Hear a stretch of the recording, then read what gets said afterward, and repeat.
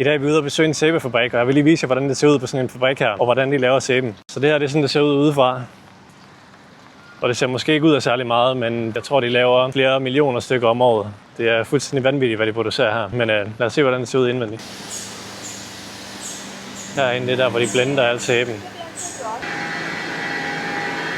Så herinde har vi selve sæbefabrikken, eller selve sæbeproduktionen. Og som I kan se, så står de i dragter herinde. Så grunden til, at de har uniformer på, det er for at undgå at spilde ting ned i sæben. Det er ikke på grund af kemikalierne. Jeg ved ikke, om det er 100% steriliseret rum, men i hvert fald det klinisk rum, så derfor så skal de have de her dragter på. Og som I kan se på en fabrik som det her, som er ret velfungerende, meget velfungerende. De sælger 5.000 stykker per dag fra deres egen butik, ud over alt det, de sælger til andre folk, altså andre virksomheder. Og selvom de har en masse maskiner til at køre det hele automatisk, så er der altså også stadig en masse manuelt arbejde, ligesom vi ser herinde, hvor de manuelt står og popper visse små ingredienser i, fordi det kan man bare ikke få maskiner til, ellers så bliver det for dyrt. Så sådan fungerer det i praksis. Så der er mange, der spørger mig om de her MOQ'er, altså minimum order quantity. Hvorfor er de så store? Hvorfor skal man nogle gange bestille 1000 stykker ad gangen, før man overhovedet kan få en pris? Og hvorfor bliver det dyrere, hvis man bestiller mindre? Og det er altså fordi, det er sådan nogle kæmpe store batches og nogle store maskiner og mange mennesker, der arbejder på det. Så hvis du har sådan en stor tynde, som de har derinde, hvor du står og mixer alt sæben i, så skal du have en vis mængde, for at du overhovedet kan starte produktionen op, ellers så bliver det bare alt for dyrt. Alt for dyrt i mandetimer og alt for dyrt i materialer. Så det er derfor, de har den her MOQ, altså den her minimum order quantity. Her har de en på 2000. Det vil sige, at du skal altså have 2000 sæber, før det giver mening for dem overhovedet at producere det. Ellers så bliver det bare for dyrt. Så det er altså ikke altid bare fordi, de vil tjene penge på jer. Det er fordi, der er en grund til det. Jeg ved godt, man ikke kan se det for det store træ der, men der er en kæmpe stor bygning der om bagved, som alt sammen hører til fabrikken. Herhenne ved siden af er der også en kæmpe stor bygning,